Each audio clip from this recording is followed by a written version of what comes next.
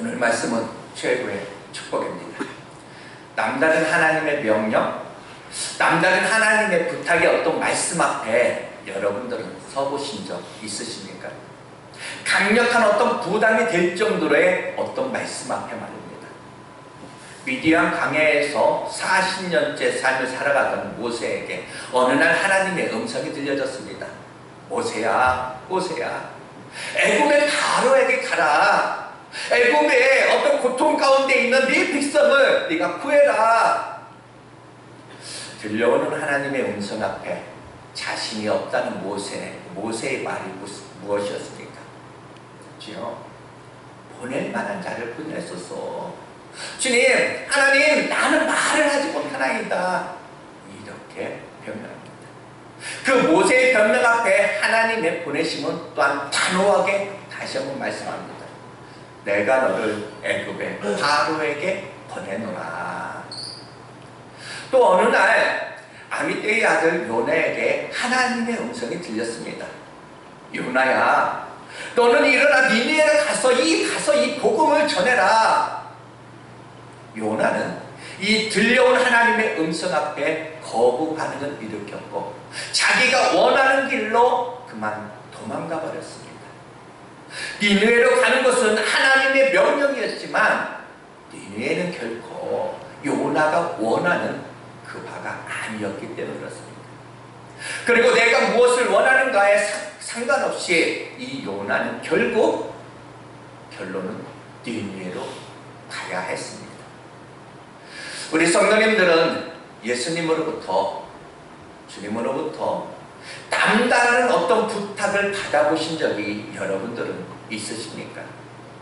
혹시 예수님의 부탁을 받고 그 부탁이 정말 큰 것이든 작은 것이든 여러분의 삶에, 여러분의 가슴에 품고 계십니까? 어느 날 소멸되어 버리는 그 정도의 어떤 부탁이 아니라 환경에 내가 관계없이 내 가슴 속에 영원히 사라지지 않을 만큼의 어떤 하나님의 마음, 하나님의 부탁이 여러분들에게는 있으시냐 질문합니다. 어느 날 예수님으로부터 남다른 부탁의 어떤 말씀이 들려온다면, 그렇다면 여러분들은 어떻게 하시겠습니까? 포로가 된 이방 여인으로서 왕후가 된 그 에스더, 이방의 포로로 잡혀온 그 여인이 최고의 출세여 행운의 어떤 축복을 받은 그런 사람이 오늘 모습에 보니까 되어 있었다라는 이야기입니다. 그 왕후된 그 에스더가 지금 왕에게 나아가고 있습니다. 사랑받기 위해서 나아가는 것이 아닙니다. 민족의 어떤 위기 가운데 그 아픔을 가슴에 안고 이 에스더는 죽으면 죽으리다, 그 각오와 함께 나아가는 것입니다. 사실 이것은 개인의 문제는 아닙니다. 개인만 생각한다면 이 에스더는 그냥 도망가버리고 싶고 숨어버리고 싶고 그냥 이 문제에 대해서 눈 감아버리고 싶은 그런 경우입니다. 에스더가 왕후된 지 5년이 되었을 때 그 민족의 어찌 보면 거룩한 부담을 이 에스더는 안게 됩니다. 목숨을 걸어야 할 정도의 어떤 거룩한 부담이었습니다. 에스더가 왕에게 나아감을 거룩한 부담이다 이렇게 표현한 것은 그것이 민족 구원의 사명이기 때문에 그렇습니다. 어느 날 자신의 어깨에 민족의 운명, 이 교회의 운명이 지어진 것입니다. 무엇입니까? 여러분들이 아시는 바대로 당시 이 바벨론을 포로로 잡혀갔던 이 유다인들, 바로 이 바벨론의 이 수산성에 살고 있는 이 유다인들에게 엄청난 시련이 몰려왔습니다. 어느 한 날을 정해서 어느 한 날 모든 유대인들은 죽임을 당할 것이고 모든 재물들, 그 유다인들이 가지고 있는 재산, 재물들은 다 빼앗기게 될 그런 처절한 그 위기입니다. 이미 왕의 어떤 허락이 떨어졌습니다. 왕의 어인을 지킨 모든 공문이 이 마을마다 도시마다 다 전달이 됐습니다. 이제 모든 유다인들의 운명은 그야말로 풍전등화와 같았습니다. 이 민족의 어떤 위기 가운데 왕후가 되어 궁에서 정말 행복한 나날을 보내고 있는 이 에스더에게 어느 날 연락이 옵니다. 에스더요, 왕에게 나아가서 우리 민족, 유다 민족의 아픔을 다시 한번 보고하고 우리 민족을 한번 네가 구해다오. 에스더의 답변은 궁궐의 법도가 있으니 왕의 부름을 받아야 왕 앞에 나아갈 수 있다 라고 이렇게 말합니다. 그가 누구든지 왕의 부름이 없이 부름받지 않고 왕 앞에 나아가는 자는 죽음을 당하는 것이 현재 법이다. 지금 자신이 왕후이지만 왕이 자신을 부른 지가 30일이 넘었다.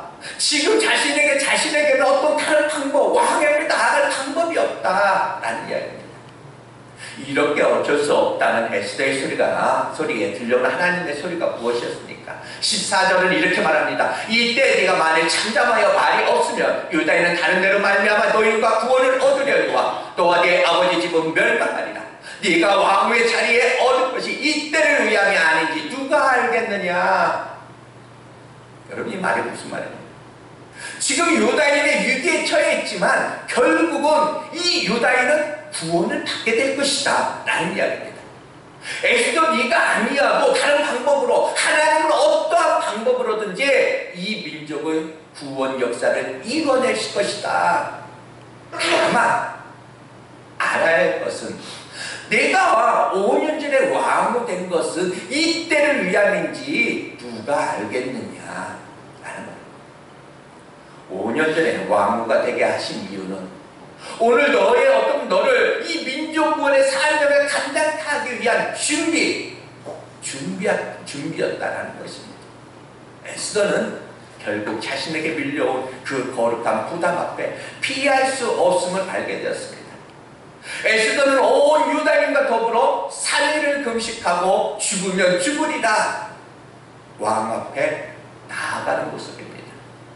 민족의 위기를 가슴에 안고 민족의 어떤 아픔을 가슴에 품고 왕에게 지금 나아가는 모습, 이것은 에스더의 입장에서는 에스더 개인의 문제는 아닙니다. 이 왕으로 행복을 유지하고 싶은 이 에스더에게 이 지금은 그것은 짐이요 도망하고 싶은 경우입니다. 마치 억지로 예수님의 십자가를 져야 했던 구레네 시몬처럼 억지로 죽으면 죽으리라 그 마음으로 왕 앞에 나아가는 것입니다. 어쩌면 믿음이기보다는 자신의 어떤 위치가 주는 그런 거룩한 부담입니다. 이 에스더가 왕의 축복을 받지 않았더라면 에스더는 이런 부담을 느낄 필요는 없었을 것입니다. 성도님들, 지금 여러분에게 있어 억지로 쥐고 있는 그 짐이 있다면 그것이 여러분들은 무엇입니까? 그냥 요나처럼 도망이라면 정말 10번이라도 도망하고 싶지만 어쩔 수 없이 쥐고 있는 짐이 있다면 여러분들은 그것이 무엇입니까? 그것이 가정에 있어든지 교회에 있어든지 특별히 어떤 관계에 있어든지 말입니다. 이제 민족의 위기와 이 에스더와의 어떤 관계 가운데 숨겨진 하나님의 마음, 하나님의 음성을 묵상해 보려고 합니다. 먼저는 누구의 짐이었느냐, 누구의 십자가인가 라는 이야기입니다. 지금 이 죽으면 죽으리다, 이 왕에게 나아가는 에스더의 이야기를 말씀하고 있습니다. 민족의 아픔을 정말 에스더가 어쩔 수 없이 지금 지게 될 큰 십자가입니다. 이거. 피하고 싶고 도망하고 싶은 그런 경우입니다. 그러나 분명하게 알아야 하는 것이 있습니다. 지금 에스더가 지금 지고 있는 이 짐을 다시 한번 정확하게 좀 더 자세히 살펴보면 민족을 위해서가 아니라 자기 자신을 위해서도 감당하지 않으면 안 되는 그런 십자가였다라는 이야기입니다. 지금 에스더는 민족의 위기, 민족을 위해서 그 위기 가운데 희생하는 것이 아니라 스스로를 위해서 지금 왕에게 나아가고 있는 모습이다라는 이야기입니다. 에스더를 향해서 들려오는 음성이 무엇이었습니까? 모든 유다인들이 죽게 되면 너만 홀로 면할까 착각하지 말라 라는 이야기입니다. 무슨 뜻입니까? 다니엘의 경우 아무리 왕이 사랑하는 그 다니엘이었습니다. 그러나 그는 사자굴에 들어가야지만 했습니다. 왜냐하면 이 왕이 어인이 찍힌 후로는 왕의 그 법도 이 법을 변개할 수가 없다라는 이야기입니다. 그러니까 이미 유다인은 죽음을 당하여야 한다라고 왕의 어인이 찍혔습니다. 에스더는 누구입니까? 왕후이지만 궁궐에 살고 있지만 그는 포로로 잡혀온 유다 사람이었다라는 겁니다. 그렇다면 왕의 사랑을 받은 이 여인에게도 결코 에스더는 죽음을 면할 수가 없었다. 그러므로 지금 현재 죽으면 죽으리라 민족의 어떤 아픔을 안고 이 왕 앞에 지금 나아가는 것은 자신의 어떤 민족만을 위한 것이 아니라 내 짐이고 내 문제였다라는 이야기입니다.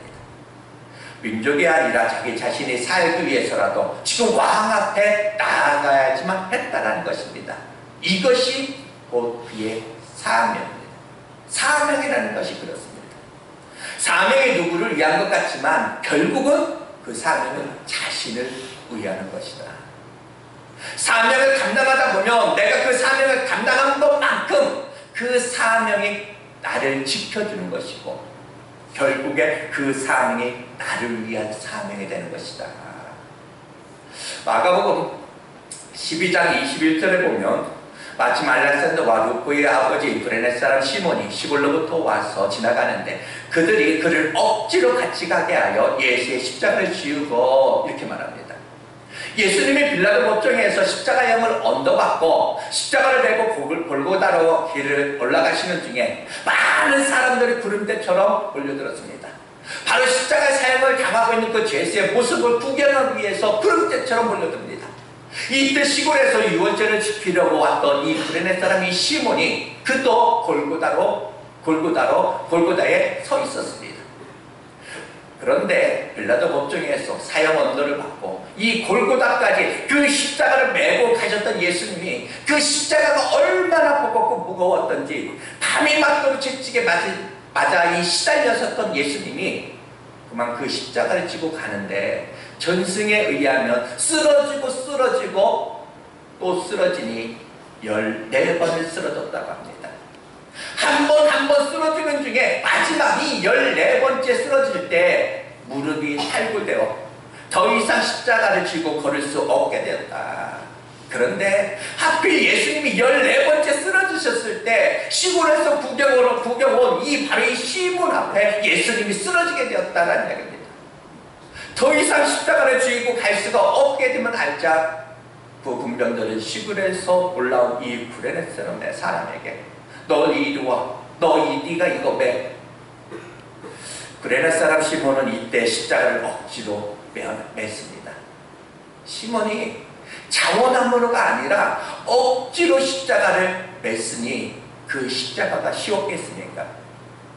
십자가를 메고 골고다로 오르시는 중에 이 시몬에 대하여 성경은 특별하게 언급된 것은 없습니다. 그러나 단 한 절, 억지로라는 그런 단어가 많은 상상을 하게 합니다.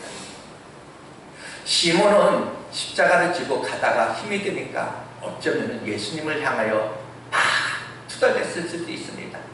왜 하필 내 앞에서 쓰러져가지고 저 김집사 앞에서 좀 쓰러지지, 저 장로님 앞에서 정말 쓰러지지, 왜 하필 내 앞에서 쓰러져가지고 내가 왜 이것을 감당하게 하냐고 아마 투덜댈 수도 있습니다. 억지로 예수님의 십자가를 지고 골고다로 예수님과 함께 간다라는 거 그거 쉬운 것이 아니다 라는 이야기입니다. 여러분 아시죠? 십자가는 누구든지 힘든 겁니다. 예수님이 자신도 쓰러지고 14번 쓰러질 정도로 버거운 것이다, 쉽지 않다라는 이야기입니다. 그럼에도 예수님의 어떤 십자가를 지고 예수님과 함께 이 골고다 언덕을 오르는 그 모습을 여러분들 한번 상상 한번 해보시죠. 얼마나 감동일까. 그러나 이것은 지나고 나서 알게 되는 감동입니다. 시간이 흘러야 나중에야 자신이 진이 십자가의 의미를 깨닫게 되고 이 시몬은 눈물을 흘립니다. 왜일까요?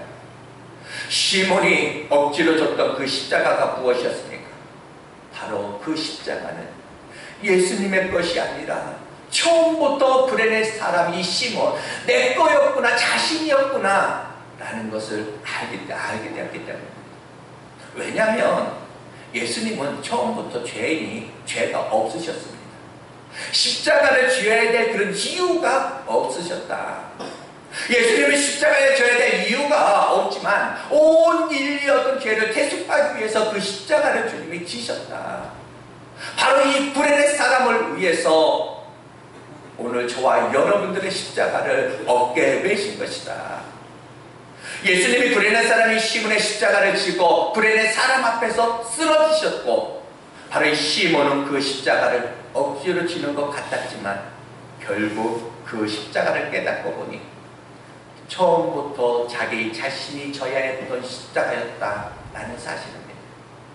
바로 이 십자가를 지신 예수님이 불행한 사람 시몬 앞에서 쓰러지신 것은 그냥 쓰러지신 것이 아니었다. 십자가를 지고 불행한 앞에서 이 시몬 앞에서 쓰러지시고 말없는 말씀이 무엇이었겠습니까? 시몬아, 이 십자가는 너의 십자가란다. 네가 져야 할 십자가란다.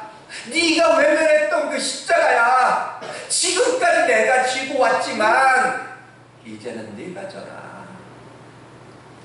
성도님들, 만약에 십자가를 지고 이 골고다를 향하신 예수님이 오늘 여러분 앞에 만약에 쓰러지신다면 여러분은 어떻게 하시겠습니까? 억지로라도 이 시몬처럼 십자가를 지고 예수님과 함께 이 사명의 걸음을 여러분이 걸어가시겠습니까? 아니면 나 아직 준비 안 됐어요, 내가 원하지 않는다고요, 아마 요나처럼 여러분들은 도망가시겠습니까? 사실 많은 성도들이 예수님을 믿는다 하지만 그냥 이렇게 구경하듯이 그냥 십자가의 길에 그냥 동참하는, 그냥 구경꾼으로 십자가의 길에 그냥 동참하는 그런 경우가 많이 있다는 이야기입니다. 그냥 큰 부담 없이 그냥 안타깝네, 정말 안타까워, 이럴 정도의 선에서 신앙생활을 하고 싶어 한다는 이야기입니다. 그런데 어느 날 예수님이 이 시몬 앞에 쓰러지듯이 만약에 십자가의 어떤 그 부담이 내게 다가온다면 어떤 직분이라는 이름으로 다가옵니다. 장로, 권사, 집사, 또는 기관장의 어떤 회장, 성가대, 찬양대, 이렇게 어떤 직분이 밀려올 때마다 피하고 싶고 정말 도망가 버리고 싶은 그런 거룩한 부담일 겁니다. 성도들이 왜 부담을 느끼는 것일까? 바로 내가 져야 할 짐이 아니라 내 십자가가 아니라고 생각하기 때문에 그렇습니다. 교회에서도 왜 많은 성도들이 짐을 지려고 하지 않을까? 내가 져야 할 짐이 아니라고 생각하기 때문에 그렇습니다. 직분을 받지 않아도 그냥 내가 이렇게 주일을 지키고 내가 주일날 예배하고 내가 다니면 되는데 괜히 신경 쓰게 왜 신앙생활 할 필요 있느냐? 라는 이야기입니다. 그냥 믿어주고 그냥 적당한 선에서 필요에 따라 그냥 내가 충성할 수도 있고 그러면 되지, 내가 굳이 왜 이 십자가를 굳이 매야 될 필요가 없다 라는 생각입니다. 여러분, 이것은 아직 어린아이 신앙인 것입니다. 어린아이 신앙이라 바로 누구를 위하여 누구를 의해하는 그런 충성이라고 생각하고 있기 때문에 그렇습니다. 아직 하나님의 일을 이 봉사 정도로 생각을 한다는 이야기입니다. 봉사와 사명은 다릅니다. 봉사는 내가 원하는 일을 하는 것입니다. 바로 봉사는 기분 좋으면 그냥 할 수 있고 기분 나쁘면 안 해도 되는 것입니다. 봉사는 그냥 형편이 되면 하고 형편이 되지 않으면 그냥 안 해도 되는 것입니다. 봉사는 교회에 와서가 아니라 세상에서도 그 정도는 다 한다는 이야기입니다. 사명은 누구의 일을 하는 것이 아니라 내 일을 내가 하는 것입니다. 기분이 나쁘든 형편이 되든 안 되든 아무 상관이 없습니다. 하나님이 어느 날 내 가슴 속에 정말 내 삶 속에 담아준 그거, 어떤 정말 변화 앞에서도 내가 그것을 내 일로 감당하는 것입니다. 누군가가 인정해주고 칭찬해줘서 아닙니다. 그것이 내 일이니까, 이것이 내가 해야 되는 것이니까 하는 것, 이것이 사명입니다. 에스더가 사명에서 이 감당하고 있는 이 짐은 누구의 것이 아니라 자기 자신을 위한 사명이었습니다. 자신을 위해 스스로 반드시 감당해야 될 그런 사명이었다라는 이야기입니다. 이것은 에스더가 성장한 뒤에 깨닫게 됩니다. 구레네 사람이 시몬이 성장한 뒤에 자신이 졌던 이 십자가는 예수님의 것이 아니라 바로 내 자신, 나의 것이었음을 알게 되는 것입니다. 얼마나 많은 눈물을 흘리죠. 성장하면서 교회에서 많은 섬김은 바로 이 봉사가 아니라 사명이함을 알게 되는 것입니다. 목사는 목사님을 위해 돕는 것이 아니라 이것이 바로 내 일, 내 사명이 되는 것입니다. 또한 십자가의 어떤 사명은 여러분들 축복임을 또한 알아야 된다라는 이야기입니다. 지금 에스더 이 민족의 어떤 운명을 얻게 되고 지금 현재 내가 지금 죽으면 죽으리라 지금 왕 앞에 나아가고 있습니다.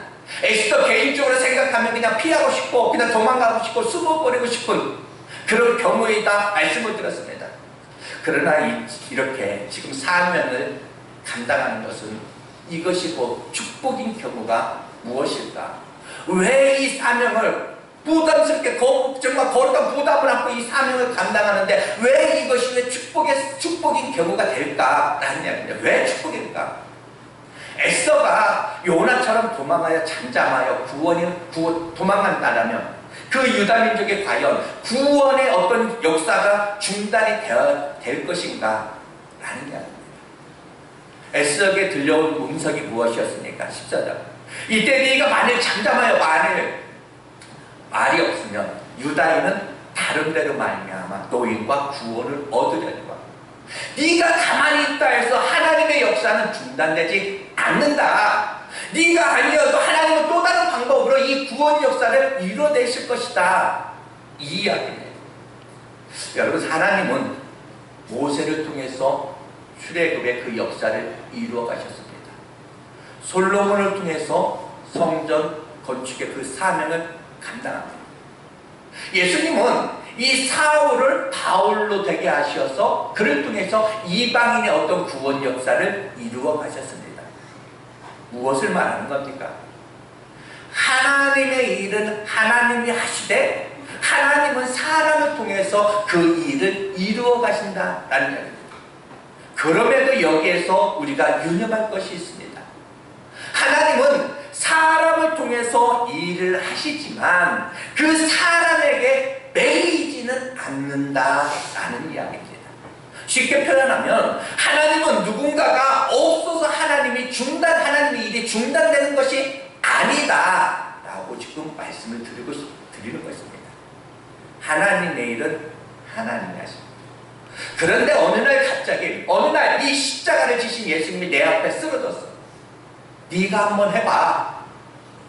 예수님이 하필 왜 시몬 앞에서 쓰러졌을까? 한번 생각해 봅니다. 예수님이 시몬 앞에 이 시몬 앞에 과연 처음 쓰러졌을까? 아니잖아요. 14번 쓰러졌다고 말씀드렸잖아요. 한 번 쓰러지고 두 번 쓰러질 때마다 그 고통과 아픔을 참고 일어나면서 걸어서 14번째까지 왜 시몬 앞에 왜 또 일어나야 됐느냐? 바로 14번째까지 왜 참고 왜 왔느냐? 시몬 앞에 쓰러지기 위해서 14번이나 일어난 것은 아닐까? 아니냐. 네가 왕의 자리를 얻은 것이 이때를 위함인지 아닌지 누가 알겠니? 이 말에는 의미는 무엇입니까? 5년 전에 네가 왕을 얻게 된 것은 이 구원 역사를 이루기 위해 준비였음을 알겠냐? 하나님이 나중 구원 계획을 세우시고 요셉을 총리로 세우고 가듯이 하나님은 너를 왕후가 되게 하셨고 하나님의 민족 구원의 사명을 감당하게 했다라는 것입니다. 우리가 받은 축복이 그러한 것 아닌가라는 이야기입니다. 하나님이 우리에게 왕후의 축복을 주실 때 너 혼자 그냥 즐겨라 이러고 주셨을까? 하나님이 내게 어떤 물질의 여유를 주셨다면, 하나님이 내게 어떤 건강의 여유를 주셨다면, 하나님이 무엇 때문에 내게 이 은혜를 베푸셨는가? 아니냐. 분명한 것은 예수님은 아무 앞에서나 쓰러지시는 분이 아니시다. 그런데 어느 날 예수님이 내 앞에 쓰러져서 부탁하는 것입니다. 인제야, 이 십자가를 질 수 없니? 하나님은 사람이 없어 그 싫다 하는 그 요나를 니느웨로 보내는 것은 아니다. 아무나 보내는 것이 아닙니다. 에스더에게 있어 진정한 축복은 왕후 되었음이 아니라, 왕후 된 것은, 그 사랑받는 것은 언제든지 그 사랑은 변할 수도 있습니다. 에스더가 왕후가 되기 전에 그 왕후가 죽어서 새로 맞이한 사람이 왕후입니다. 이 에스더입니다. 그런데 진짜 축복은 왕후 된 것이 아니라 왕후의 직임을 가지고 하나님 앞에 쓰임 받는 것이다 라는 이야기예요. 진짜 축복은 내가 부자 되는 거 아니라, 내가 이것을 가지고 내가 어떻게 내가 쓰임을 내가 받아야 할까. 어느 날 주님이 쓰러지셨습니다. 거룩한 부담이라는 것을 여러분 한번 생각해 보세요. 내가 부담을 느낀다는 것은 내가 성장을 했다는 것입니다. 부담을 느낀다는 것은 내가 이미 축복을 받았다는 것입니다. 성장하지 못하면 절대로 부담이 없습니다. 여러분들 초등학교 아이가 성장을 해야지만 중학교에 부담도 있고, 내가 대학 끝나고 어떻게 가지? 부담도 있는 것입니다. 자식이 성장하지 않으면 쓰러져 비틀거리는 그 엄마가 아무리 설거지해도 그 엄마 모습 눈에 안 들어옵니다. 그런데 어느 날 자식이 성장하면 엄마가 눈에 들어오는 것입니다. 엄마 내가 할게. 내가 설거지할게 엄마. 에스더가 왕의 어떤 축복을 받지 않았더라면 바로 이 민족의 위기 앞에 거룩한 부담이 있었겠는가. 그냥 아파하는 정도로 그냥 충분했을 것입니다. 걱정하는 정도로.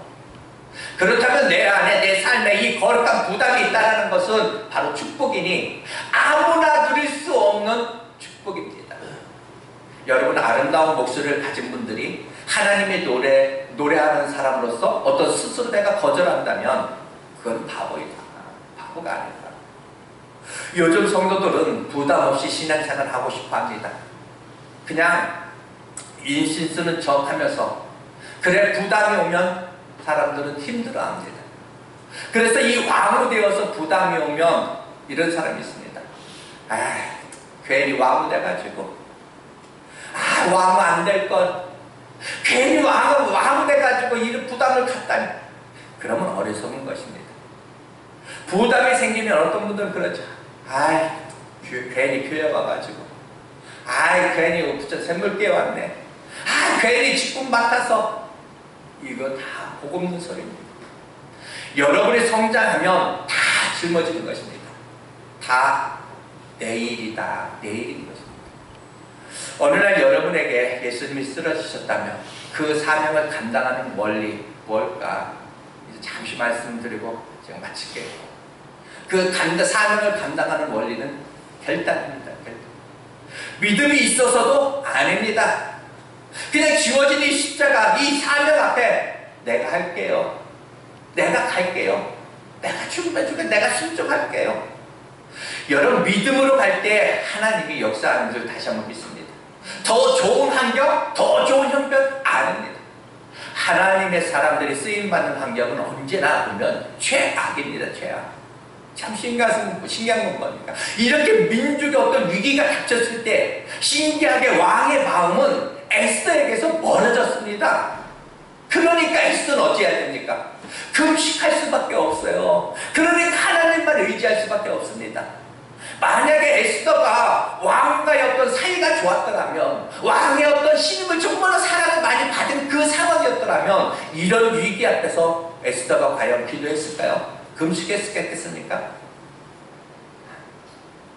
중요한 것은 하나님의 일은 살아서가 아니라 죽으면 죽으리라, 죽어서 열매 맺는 것이 바로 하나님의 일이다 라는 얘기입니다. 에스더는 왕 앞에 죽으면 죽으리라, 미리 죽어서 나아가고 있는 그 모습입니다. 만약에 에스더가 거룩한 부담을 거절하고 왕 앞에 나아가지 않았더라면 에스더는 나중에 어떻게 되었을까? 아마 죽음을 당했을 것이다 라는. 우리 바울 사도는 결단합니다. 나는 날마다 죽노라 이렇게 말했습니다. 교회에서도 보면 죽어야 될 사람들이 죽지 않으면 문제가 생깁니다. 무엇보다도 연약하니까 함께 기도하는 것입니다. 우리가 함께 부족하니까 함께 기도하고 함께 글식하고 함께 씨름하고.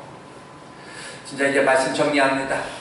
에스더에게 그랬던 것처럼 오늘날 여러분의 삶에 하나님의 비전, 하나님의 구원 계획이 여러분에게 담겨 있음을 여러분들은 믿으시기 바랍니다. 맡겨진 어떤 십자가의 사명은, 이것이 그 사명은 축복입니다. 봉사 아닙니다. 사명입니다. 사명은 누군가의 짐을 대신 져주는 것이 아니라 내 짐을 그냥 내가 지는 것입니다. 거룩한 부담 앞에 여러분들 도망하지 마시기 바랍니다. 거룩한 부담 자체는 내가 성장했다, 내가 복을 받았다. 분명한 것은 그것은 축복의 증거다라는 이야기.